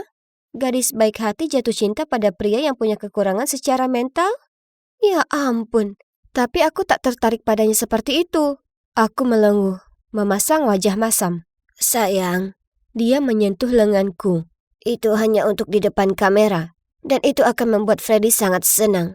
Dan tentu saja kau akan menerima kompensasi besar." Tuan Haris menambahkan. Uang sebanyak itu? Siapa yang bisa menolak? Dan itu hanya sandiwara. Lagi pula, Fred menyukai pembuatan video. Ya kan? Mereka pasti punya jutaan penonton sampai-sampai keluarga Haris gelontorkan uang seperti ini. Jadi aku tak lagi ragu dan setuju. Mereka memberiku sebuah naskah improvisasi dan menyuruhku lakukan persis seperti apa yang tertulis di sana. Semakin meyakinkan penampilanku, semakin tinggi bayaranku. Astaga, belum lama ini aku tak punya uang sepeser pun atas namaku. Dan sekarang aku punya ribuan dolar di rekening bank. Aku bisa kuliah, beli apartemen, dan lain-lain. Masa depan cerah ada di depanku. Di video pertama, aku duduk di samping Fred, meraih tangannya, tapi dia malah langsung mengajak perang jempol. Jadi, aku berhenti memegang tangannya dan dengan lembut mengatakan, "Fred, aku senang sekali menghabiskan waktu bersamamu. Kau sangat manis dan baik. Dan aku suka padamu." Dia berteriak girang, lalu pura-pura jadi pesawat dan berputar-putar mengelilingi ruangan. Beberapa video berikutnya makin tidak mudah. Saat ku coba mendekapnya, dipukulnya aku dengan boneka beruang besar miliknya. Dan saat ku coba mencium pipinya, ditekannya mobil-mobilan ke wajahku. Itulah kenapa saat ku baca naskah berikutnya, yang mana kami akan makan malam romantis bersama, aku tak tahan untuk tak menghela nafas dan memutar mata. Tapi ini pekerjaan, jadi ku kenakan gaun cantik dan masuk ke ruang makan. Ruangannya dihias dengan kelopak bunga di atas meja, dan pencahayaan romantis. "Enak?" tanyaku saat dia menjejali wajahnya. Dia mengangguk, melempar alat makan ke bawah dan bertepuk tangan. "Fred masak untuk Lin makan." Fred mengunyah sambil bicara, makanannya muncrat kemana-mana. Ya ampun, ini lucu sekali, aku tak bisa tak tertawa. Kemudian dia menghampiriku dan memelukku erat. Ya Tuhan, makanannya menodai seluruh gaunku. Aku menatap lurus ke matanya dan berpikir, ya, aku memang menyukainya sebagai adik yang lucu. Kasihan sekali, andai saja dia tak semalang ini. Tiba-tiba, kurasakan tangannya merengkuh erat pinggangku. Kaget, kudorong dia mundur dan pura-pura menikmati makananku. Sejumlah besar uang ditransfer ke rekeningku bulan itu. Tapi aku tak merasa begitu gembira lagi. Jadi aku mulai mengabaikan naskah dan melakukan hal yang kupikir baik untuk Fred. Kugunakan mainannya untuk mengajarinya keterampilan matematika. Kubacakan buku-buku bagus dan tunjukkan padanya cara membuat cupcake. Suatu sore saat aku jalan kembali ke kamarku, Tuan Haris menghadang jalanku dan sambil cemberut mengatakan padaku, "Apa yang kamu mainkan? Apa kau sudah baca naskah minggu ini?" Aku berusaha mendorongnya, tapi dia mencengkeram lenganku. "Kau menyebabkan penonton kami pergi. Ku bayar lebih sedikit bulan ini." Aku membebaskan diri dari cengkramannya dan menjawab, "Uang? Apa hanya itu yang penting untuk Anda?" Lalu aku memutar mata dan kembali ke kamarku. Malam itu, akhirnya ku tonton videonya. Di salah satu video lama, Fred mengenakan setelan jas dan terlihat sangat tak nyaman. Tiap kali dia coba melonggarkan dasi atau membuka kancing meja, ada tongkat masuk ke dalam frame dan memukul pantatnya. Setelah beberapa kali berusaha, Fred menjatuhkan diri ke lantai dan mulai tantrum. Ada banyak sekali komentar seperti, "Ya Tuhan, ini terlalu lucu," dan "Dewasalah, Bung," atau "Jangan, untuk hiburan kami." Oh tidak. Orang-orang sangat kejam. Fred tak minta jadi seperti itu. Keluarga Haris memanfaatkan anak mereka sendiri untuk menjadi kaya dengan memperoloknya. Kasihan Fred. Ini harus dihentikan. Ku kemasi tasku, menerobos masuk ke ruangan di mana keluarga Haris sedang nonton TV lalu berkata, "Aku suka Fred dan masih mau jadi temannya. Tapi aku tak akan jadi bagian di pertunjukan nyeleneh ini lagi. Aku keluar. Dan jika kalian peduli dengan Fred, kusarankan kalian lakukan hal yang sama. Aku berharap mereka akan membujukku untuk tinggal atau apa. Tapi Nyonya Haris malah geram. Baiklah kalau begitu. Kalau kau ingin keluar, pergi saja. Kenapa repot-repot meributkan semua ini? Gadis-gadis sepertimu tak akan sulit digantikan. Betapa kasar mereka. Aku tersulut amarah. Jadi langsung kutinggalkan kediaman besar mereka dan tak menengok ke belakang. Dan tebak siapa yang masak di dapur sementara ku sampaikan pada kalian cerita ini? Iya, itu Fred. Beberapa minggu setelah aku pergi, aku menjawab bel pintu dan mendapati Fred berdiri di sana. Lebih gila lagi, dia bertingkah sangat normal. Ternyata keluarga Haris mengabaikan Fred. Dia dibesarkan oleh pelayan lama, seperti Bruce dan Alfred. Saat Fred 15 tahun, orang tuanya menganggur dan terlilit hutang. Fred memberitahuku, aku sangat menginginkan perhatian mereka. Jadi aku mulai bertingkah seperti anak kecil. Tapi kemudian tindakannya yang lucu dan konyol membuat orang tuanya mendapat ide video gila mereka. Mereka berbohong soal usia Fred karena memang dia kelihatan lebih tua. Lalu membuatnya berakting seolah-olah Dumb and Dumber di depan kamera selama bertahun-tahun. Awalnya, kupikir ini akan jadi cara yang bagus untuk membantu orang tuaku atasi kesulitan keuangan mereka. Tapi, aku segera bosan berpura-pura. Dan mereka sudah punya uang lebih dari cukup. Jadi kusuruh mereka berhenti, tapi mereka menolak. Kemudian Fred bilang padaku bahwa di malam aku pergi, dia bertengkar hebat dengan orang tuanya. Dan bilang ke mereka dia tak akan lakukan pertunjukan lagi. Aku tak kenal siapapun. Dan tak punya perasaan kepada siapapun. Kecuali kepadamu. Dia mengaku. Dan wah, ternyata dia masih berumur 19 tahun. Jadi, kuizinkan dia tinggal bersamaku dan, ya, kami mulai berpacaran. Seperti kencan romantis dan hubungan orang dewasa yang mesra dan nyata. Aku masih punya banyak uang di rekeningku, dan Fred mengambil semua uang yang pantas didapatkannya dari orang tuanya lalu pindah bersamaku. Aku mulai kuliah bulan depan, dan aku tak sabar menunggu. Sementara, Fred sudah menemukan kursus online dan menunggu hasil dari pekerjaan paruh waktunya yang baru. Yang juga online. Ya, dia harus sembunyi dulu sementara waktu, karena wajahnya beredar di internet. Tapi masa depan kami bersama terbuka lebar kali ini. Sekarang, aku permisi dulu, ada kencan yang harus kami nikmati. Ini adalah dongeng di kehidupan nyata, sayang. Bu, kami mohon maaf untuk memberitahukan ini pada Anda, tapi menurut informasi kami, Bella Hiddleston dilaporkan meninggal dunia 2 bulan lalu, setelah menghilang di hutan, kata sekretaris itu. Apa? Ini tak mungkin terjadi. Tapi itu namaku, dan aku jelas masih hidup. Ini suatu kesalahan besar. Ku minta mereka memeriksa lagi, tapi mereka tetap mengatakan hal yang sama. Apa aku sudah menghilang terlalu lama sampai-sampai keluargaku benar-benar mengira aku sudah mati? Kecelakaan itu cukup aneh, jadi aku merasa bingung. Maksudku, memangnya apa yang kulakukan jauh-jauh di hutan Kamboja? Aku berusaha keras mengingat, tapi aku tak bisa ingat apapun. Untung, beberapa penduduk desa setempat menemukanku di lubang jebakan dan membantuku pulih. Kalau tidak, aku pasti mati. Aku lalu minta tolong orang di kedutaan untuk menelpon suamiku dan adikku. Jelas sudah terjadi kesalahpahaman besar, dan aku ingin perbaiki ini segera. Ya Tuhan, penantian itu membunuhku. Sekretaris sudah mencoba, tapi dia bilang, maaf Bu, kami tak bisa hubungi nomor-nomor tersebut. Ini tak bisa dipercaya. Aku terjebak di luar negeri, tanpa identitas, tak ada kontak dengan kerabat, dan aku sudah dilaporkan meninggal. Tapi segera, aku tersadar kalau aku bisa pinjam ponsel seseorang untuk menghubungi kenalanku lewat sosial media. Jadi segera setelah sekretaris meminjamiku ponselnya, aku langsung ke profil suamiku. Tapi aku sangat kaget, sampai hampir kujatuhkan ponselnya saat kulihat postingan terbarunya. Dia baru mengumumkan kalau pemakamanku akan diadakan minggu depan. Ya Tuhan, apa yang terjadi? Bagaimana mungkin ini nyata? Aku terus memeriksa profilnya dan melihat adikku posting foto selfie lama bersamanya mengatakan, Roni, aku tahu ini saat yang berat, tapi aku selalu ada di sini untukmu. Kita akan hadapi ini bersama. Tunggu dulu. Apa maksudnya? Pertama-tama aku ini tak benar-benar mati. Halo? Selain itu, aku tahu adikku dulu punya perasaan ke Roni. Apa dia mengira dia bisa bersamanya sekarang setelah dianggapnya aku sudah mati? Dasar pengkhianat. Kami dulu sangat dekat. Tentunya dia tak akan perlakukan aku seperti ini. Aku harus pulang dan selesaikan masalah ini sampai tuntas. Aku minta bantuan kedutaan untuk menerbangkan aku pulang, tanpa memberitahu keluargaku sebelumnya. Aku ingin memberi mereka kejutan. Percaya atau tidak, Hari di mana aku semestinya tiba di rumah adalah hari pemakamanku. Sungguh kebetulan, bukan? Aku langsung menuju tempat pemakaman, dengan menyamar tentu saja. Ku pakai topi dan kacamata hitam besar untuk sembunyikan wajahku, dan duduk jauh di belakang jadi tak akan ada yang perhatikan aku.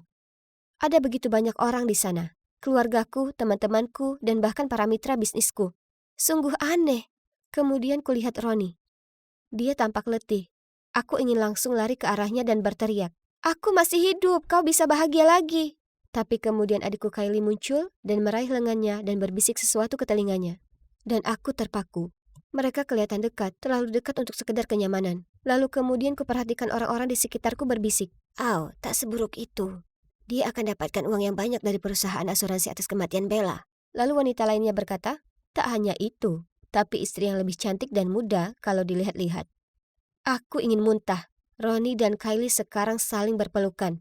Semua ini membuatku merasa seolah keberadaanku tak berarti. Tak seorang pun di sini peduli tentangku. Aku tak tahan melihat adik dan suamiku lebih lama lagi. Aku berlari ke jalan dan terus berjalan sampai aku tak sanggup lagi. Kemudian kutemukan sebuah motel untuk menetap. Keesokan paginya, aku menyelinap pulang setelah suamiku berangkat kerja. Aku perlu mengambil beberapa barangku dan sejumlah uang. Rasanya aneh ada di rumah. Semuanya terlihat sama.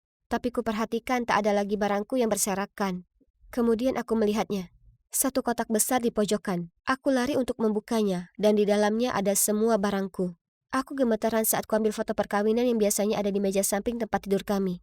Maksudku, aku baru saja dikubur, dan Roni sudah mengemasiku dalam kotak. Seakan dia sudah tak sabar untuk menendangku keluar dari kehidupannya. Sakit. Aku ingin keluar dari sana. Jadi cepat saja aku menuju kamar tidur kami mengambil uang tunai dan pakaian. Itulah saat kutemukan rahasia mengejutkan yang membuatku terjatuh ke lantai. Saat ku keluarkan pakaianku dari lemari, secari kertas aneh terjatuh. Dan coba tebak, kalimat pertama yang menarik perhatianku yaitu rencana kematian Bella. Sketsa itu menunjukkan jalan setapak ke air terjun dan bukti rekayasa di sana-sini. Ya Tuhan, ini rupanya. Aku tahu air terjun itu. Itu cukup dekat dengan tempatku kecelakaan. Jadi, apakah Roni yang sudah merencanakan ini? Apa pikirannya sakit? Apa yang sudah kulakukan padanya sampai pantas menerima ini? Aku harus keluar dari sana untuk menjernihkan pikiran, tapi ada sesuatu yang menarik perhatianku di kios koran. Itu Kylie, ada di halaman depan koran di sebuah artikel tentang bagaimana dia akan jalankan perusahaan menggantikan kakek kami. Terdapat foto Kylie dan Roni saat peresmian, dan lihat betapa bahagianya mereka. Mereka sama sekali tak terlihat sedih dengan kematianku. Ingin kurobek koran itu. Tapi, tunggu. Kenapa kakek serahkan posisinya? Kakek tak pernah menyebut soal itu. Beliau cinta pekerjaannya. Ini kedengarannya tak benar. Jadi cepat-cepat aku naik taksi menuju kediamannya untuk cari tahu apa yang terjadi. Sesampainya di sana, aku sangat terkejut. Hatiku hancur melihatnya dipasangkan alat medis. Ternyata setelah dengar berita kematianku, beliau mendapat serangan jantung. Saat melihatku berdiri di pintu, beliau sangat terkejut sampai hampir terjatuh dari ranjangnya. Kami berpelukan dan menangis, lalu kukatakan padanya semuanya adalah kesalahan besar. Wah, aku sangat lega bertemu dengannya. Aku bisa lihat kakek lelah, jadi kubiarkan dia istirahat lalu akan menjenguknya lagi. Kemudian saat menuju keluar, aku bicara pada asistennya Cody. Aku perlu bantuan. Apa kau bisa bantu aku siapkan kasus melawan Roni? Tapi tiba-tiba aku dengar langkah kaki datang ke arahku. Bella? Apa itu kau? Aku berpaling dan itu adalah Roni. Aku bahkan tak sempat berpikir jernih saat dia bergegas masuk dan memelukku erat. Ku bisa rasakan air mata menetes di pipinya dan dia terlihat sungguh terkejut melihatku. Tapi aku merasa jijik. Aku mendorongnya menjauh dan berkata, "Pergilah dariku." Tapi seolah dia tak mendengarku. Dia hanya berkata, "Ini merupakan bulan-bulan paling buruk dalam hidupku. Aku hampir tak bisa tidur atau makan. Aku tak percaya kau benar-benar masih hidup." Pembohong. Dia adalah pembohong. Aku mulai memakinya dan mengatakan, "Berhentilah pura-pura seolah kau peduli. Kau ingin aku mati. Tunggu saja sampai ini terkuak. Kau akan hidup di balik jeruji besi seumur hidupmu." Kemudian ku keluarkan sketsa dari dalam tasku dan melemparkan ke arahnya. Roni bersumpah dia tak pernah lihat itu sebelumnya. Tapi aku tak percaya. Jika bukan miliknya, kenapa dia berusaha bilang kalau itu milikku atau semacamnya? Hah, lucu sekali. Tiba-tiba Cody menyela perdebatan kami dan berkata, "Tolong tenanglah. Sebenarnya, kurasa yang paling terlihat bertingkah aneh akhir-akhir ini adalah Kylie." Kemudian Cody bercerita ke kami kalau menurut keinginan kakek kami, warisannya akan dibagi rata antara aku dan Kylie. Tapi, akulah yang berwenang atas perusahaan. Kylie tahu soal ini dan bertengkar hebat dengan kakek kami. Dan tak lama setelah kecelakaanku, kesehatan kakek menurun. Bukannya membiarkan kakek berduka atas kematianku, Kylie malah memaksanya menyerahkan usaha jadi atas namanya, supaya dia bisa mengurus semuanya. Kemudian Ronnie berkata, Bella, Kylie yang merencanakan perjalanan kita, lalu kau tiba-tiba menghilang. Aku mencarimu di Kamboja berminggu-minggu, tapi Kylie membujukku agar pulang karena kakekmu juga sakit keras. Kemudian polisi membatalkan kasusnya, dan Kylie terus menyuruhku mendaftarkan surat kematianmu. Aku tak seharusnya dengarkan dia, aku menyesal. Berhenti menyalahkan orang lain atas masalahmu. Aku menghardik Ronnie, tapi dalam hati, aku merasa sesak. Kenapa saudaraku lakukan ini? Kemudian aku mendengar suara Kylie, dan untuk buktikan semuanya, Ronnie menyuruhku dan Cody untuk bersembunyi. Kemudian Ronnie mendatanginya dan berkata, Kylie, tentang kematian Bella. Sebelum Ronnie bisa selesaikan kalimatnya, dia tersenyum lebar padanya dan letakkan lengan di bahunya. Nah, sekarang setelah pemakamannya selesai, tak ada yang menghalangi kita untuk bersama. Ya kan? Ronnie senyum terpaksa. Lalu Kylie tertawa dan berkata, Ayolah, jangan sedih. Kakakku yang iri itu tak layak mendapatkanmu. Kau tahu, sebenarnya ini rencananya untuk menguji kesetiaanmu. Tapi dia rasakan sendiri akibatnya. Di saat itu kepalaku mulai terasa sakit. Dan tiba-tiba beberapa ingatan lamaku kembali muncul. Sketsa itu milikku. Akulah yang membuatnya. Semua berawal ketika Kylie memberitahuku kalau Ronnie mengkhianatiku, dan aku mempercayainya lalu kuikuti sarannya memalsukan kepergianku untuk menguji cintanya kepadaku. Bagaimana bisa aku begitu bodoh? Saat aku sadar aku sendiri di hutan itu dan dia tak kembali lagi, aku panik dan terjatuh di lubang perangkap, membuat kakiku terluka dan terjebak. Semua ingatan sudah kembali padaku. Aku tak tahan lagi. Aku lari ke arahnya dan dengan pedih berteriak, Teganya kau lakukan ini padaku, Kylie. Awalnya dia sangat kaget melihatku, tapi kemudian dia hanya menyeringai dan berkata, kau masih hidup? Tapi bagaimanapun, sudah terlambat. Perusahaan sekarang jadi milikku. Oh, dan juga Ronnie tersayang. Dia lalu memutar mata dan berkata, kau ini hanya anak angkat. Jadi apa yang membuatmu berpikir kau punya hak untuk selalu mencuri segalanya dariku? Di saat itu, kakek kami muncul dan menghentakkan tongkatnya ke lantai. Kylie, hentikan itu. Kylie hanya merajuk dan berkata, Jujur, kenapa kakek berikan seluruh perusahaan padanya? Kemudian kakek kami berkata, Lihatlah dirimu sendiri, Kylie. Apa kau cukup pantas menjalankan perusahaan? Jawab sendiri. Kau mengecewakan keluarga ini dengan trikmu yang kotor dan keji. Aku tak percaya Kylie masih mengungkit masalah adopsi untuk menyakitiku. Memangnya kenapa kalau aku diadopsi? Itu tak berarti aku bukan bagian dari keluarga ini. Dia selalu iri padaku, meskipun aku tak pernah lakukan apapun. Kylie mulai menangis dan lari keluar dari sana mengatakan dia muak karena merasa tak pernah diistimewakan siapapun. Ya, mungkin kalau dia tak meninggalkanku supaya mati, orang-orang akan lebih menyukainya. Aku sangat kaget dengan apa yang diperbuatnya kepadaku dan semua karena iri. Aku tak bohong, butuh waktu lama sekali untuk mengatasi ini. Aku masih belum bisa memaafkan dia dengan baik, tapi kurasa itu hanya butuh waktu. Sedangkan aku dan Ronnie, kami telah mengambil alih usaha keluarga, dan aku sadar kalau Ronnie selama ini setia. Kylie hanya mengarang kalau dia berselingkuh karena dia tak tahan melihatku sangat bahagia. Satu yang pasti, aku takkan pernah menguji cintanya lagi. Tak ada lagi memalsukan kematian buatku. Aku berkedip membuka mataku. Wah, kepala aku terasa pusing. Dan, kenapa aku penuh luka cakaran? Pikiranku benar-benar kosong. Aku tak bisa mengingat apa yang terjadi. Gambaran terakhir yang terlintas di benakku adalah perdebatan sengit antara aku dengan seorang laki-laki. Kemudian aku bergegas pergi, dan sekarang disinilah aku, di tempat yang suram ini. Kurasa ini adalah ruangan bawah tanah atau semacamnya. Di sini dingin dan bau lembab. Sial, aku tak bisa mengingat wajahnya. Aku tahu aku harus keluar dari sini, dan segera. Aku lari ke pintu dan mencoba membukanya, tapi sia-sia. Pintunya terkunci. Kuhentakkan tanganku ke pintu. Siapa saja? Tolong! Aku bisa dengar langkah kaki mendekat. Jadi tanpa menghiraukan telapak tangan yang berdenyut serta tenggorokan yang terbakar, aku menggedor pintu dan berteriak, "Buka pintunya!" Ya Tuhan, itu dia. Pria yang berdebat denganku sebelumnya. Dia membawa setangkup sandwich dan tersenyum lembut padaku. Oh Alice, anjing kecilku, kau sudah bangun? Kupikir kau mungkin lapar. Siapa kau? Kau yang membawaku ke sini ya kan? Apa maumu? Dia tampak bingung. Lalu dengan sedih berseru, "Oh tidak sayang, kau pasti hilang ingatan akibat kecelakaan ini. Ini josmu di sini. Aku cowokmu. Aku mengernyit ke arahnya. Dia memang terlihat tak asing. Tapi cowok yang mana? Kecelakaan apa? Dia tunjukkan pada aku foto-foto di ponselnya. Ya Tuhan, itu aku dengannya. Dan kami terlihat sangat bahagia bersama. Tapi kenapa aku tak bisa mengingat apapun? Kupukul kepalaku dengan tangan karena frustasi, sementara Josh hanya berdiri di sana, bersandar di dinding, menatapku dan terkikik. Jadi, mungkin Josh ini adalah pacarku, tapi itu tak menjelaskan kenapa dia mengurungku di sini. Ruang bawah tanah ini bukan hal yang wajar dilakukan pacar. Aku segera menuju pintu tapi dia menarikku ke pelukannya. Biarkan aku keluar. Kau pasti punya niat jahat membawaku ke sini. Aku merengut. Oh ya ampun Alice, kau terlalu banyak nonton film. Kau sungguh tak ingat apapun. Aku memberinya tatapan tidak sama sekali. Lalu melipat tanganku. Kukira kecelakaan itu cukup parah. Kita bertengkar lalu kau memaksa mengemudi.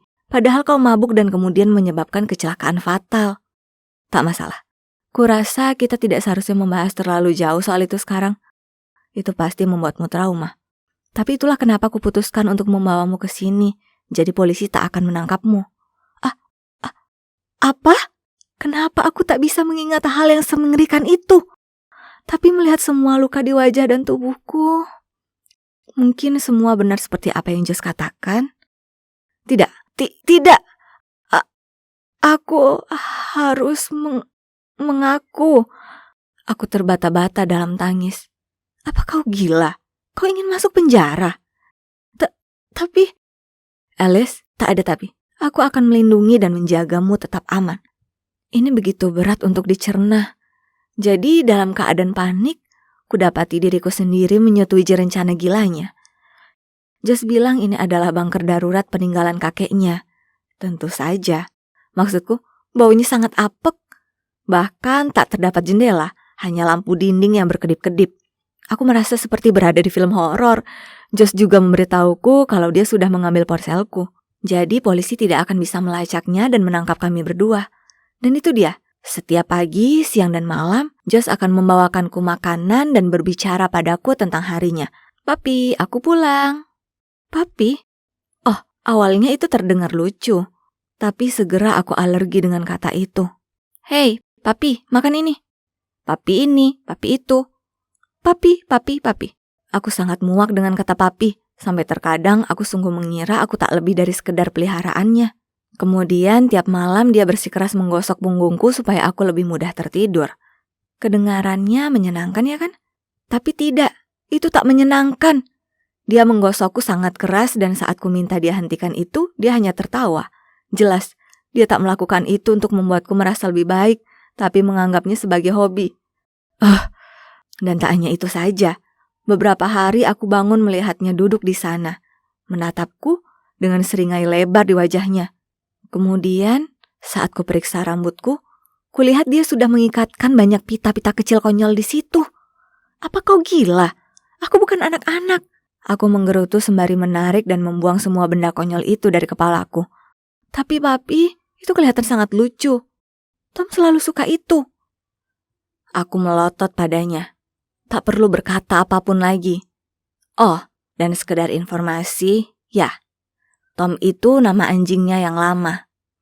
Oke, jadi aku tak perlu jadi jenius untuk menyadari kalau ada sesuatu yang tak beres dengan pikiran cowok ini. Tapi kemudian semuanya jadi makin aneh. Suatu kali, dia membawa turun makanan untuk kami makan bersama. Itu adalah ayam goreng. Dan segera saat aku membaunya, mataku berbinar. Aku hendak mengambil sepotong saat tiba-tiba dia menarik piringnya menjauh dan menggigitnya cepat. Aku bahkan tak punya waktu untuk bereaksi. Lalu dia memberiku tulang paha ayam yang belum dia habiskan itu. Bantu aku menghabiskannya, papi.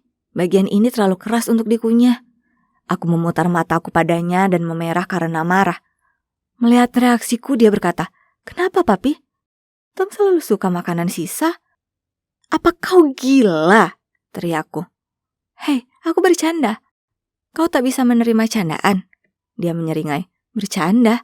Bercanda macam apa itu? Aku sudah muak dengan ini. Tempat ini membuatku gila."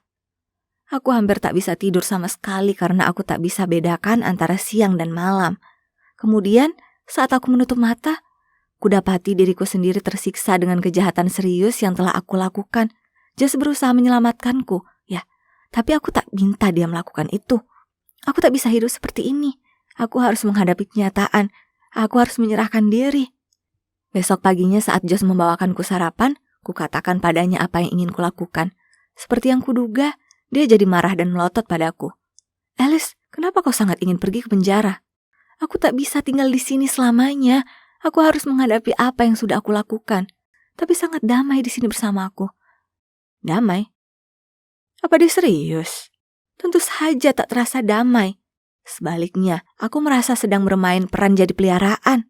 Aku menerjang ke depan, tapi Josh langsung menangkapku, jadi aku tak bisa bergerak. Ku coba menggeliat dan melepaskan diri, tapi dia laki-laki yang kuat. Tiba-tiba dia menutup hidungku dengan sebuah sapu tangan dan mataku tertutup. Lalu semuanya jadi gelap. Perlahan aku membuka mata. Aku masih di ruangan yang tak asing, tapi jeruji.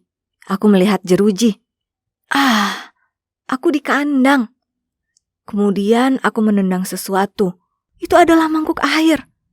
Papi, kau nakal sekali. Aku tak bisa kehilanganmu, jadi aku menempatkanmu di sini. Dia menyeringai padaku sambil memberiku sandwich. Aku membuangnya, lalu berteriak padanya agar mengeluarkan aku. Melihat ini, dia langsung pergi dan kembali dengan setumpuk mainan empuk dan menjatuhkannya ke dalam kandang. Semoga itu bisa membuatmu lebih senang. Kemudian dia berusaha menjejalkan sandwich itu ke mulutku. Murka, ku gigit lalu kumuntahkan ke wajahnya. Lalu mencibir sambil melempari mainan itu ke arahnya. Ya ampun, beberapa di antaranya bahkan berdecit. Wah, oke. Sikapnya berubah dan matanya jadi menakutkan. Jika itu yang kau mau, jangan salahkan aku nanti. Semuanya berubah setelah itu. Setiap hari dia hanya memberiku semangkuk biskuit bau. Lalu dia hanya duduk di sana melongo menatapku. Awalnya aku menolak memakannya. Tapi pada akhirnya aku sangat kelelahan, jadi aku menyerah. Meskipun aku cukup yakin itu adalah biskuit anjing. Aku sadar kalau melawannya sama sekali tak menguntungkanku. Itu hanya membuatnya bertindak makin mengerikan. Itulah saat sebuah rencana jenius muncul di kepalaku. Jadi, berikutnya saat Josh muncul dengan biskuit, aku tersenyum manis padanya dan berkata, "Josh sayang, ini sudah lama sekali sejak kita berkencan. Bagaimana kalau kau pergi dan bawakan sebotol anggur, dan kita bisa habiskan waktu berkualitas bersama?" Matanya berbinar dan tentu saja dia setuju tanpa ragu-ragu. Dia segera pergi untuk dapatkan anggur itu. Bersulang untuk kita. Josh, kau adalah cinta dalam hidupku, dan aku sangat bersyukur pada Tuhan yang telah membawamu ke dalam hidupku. Kumohon, tinggallah denganku selamanya. Ku pasang senyum termanis dan berbisik di telinganya. Setiap kali dia menyesap anggur, ku kedipkan bulu mataku ke arahnya sembari mengisi ulang gelasnya. Menyatakan kalau aku ini aktris Hollywood dengan penampilan kelas Oscar adalah pernyataan yang meremehkan. Tak lama kemudian, Josh sangat mabuk, hingga matanya berkunang-kunang. Dia terjatuh ke tanah bahkan sebelum aku selesai menuangkan gelas anggur yang terakhir. Memanfaatkan kesempatan, aku melangkah melewatinya. Lalu, tiba-tiba ada sebuah tangan mencengkram pergelangan kakiku. Oh tidak, celaka aku. Jantungku rasanya seakan loncat dari dadaku. Aku langsung berbalik, siap untuk membawanya saat, ternyata dia cuma mimpi. Terima kasih Tuhan. Dengan hati-hati ku tarik kakiku dan segera berlari keluar dari sana. Aku memanjat tangga ke arah ruang tamu, di mana kutemukan ponselku tertinggal di meja. Dengan cepat aku meraihnya lalu lari keluar dari rumah mengerikan itu. Kakiku gemetaran dan rasanya seperti akan roboh kapan saja. Tapi entah bagaimana, aku berhasil temukan kekuatan dari dalam diriku untuk terus berlari. Aku tak bisa gunakan ponselku karena baterainya habis dan aku terlalu bingung untuk mencari tahu di mana rumahku. Jadi, saat aku menemukan kantor polisi, aku jalan menuju ke sana. Aku menghela nafas panjang. Ini merupakan keputusan yang sulit. Aku tahu aku akan masuk penjara, tapi aku tak bisa tinggal di ruangan bawah tanah Josh selamanya dan jadi pengganti peliharaannya. Tidak. Aku harus menghadapi apa yang kuperbuat. Pak, saya di sini untuk mengaku. Polisi tampak kebingungan dan memberitahuku tak ada kecelakaan fatal akhir-akhir ini. Tapi kemudian dia bilang aku terlihat tak asing, jadi dia mencari namaku. Dan ternyata keluargaku sudah melaporkan aku hilang. Josh si penipu itu sudah membohongiku. Semua itu tipu muslihat agar dia bisa menahanku. Teganya. Aku mengisi daya ponselku dan muncul ratusan teks dan pesan suara dari teman dan kerabatku yang khawatir. Ini semua sungguh mencengangkan. Aku tertunduk beberapa saat. Kemudian semua ingatan perlahan muncul kembali. Aku sedang berada di parkiran mall dan aku merasa seperti ada orang yang mengikutiku.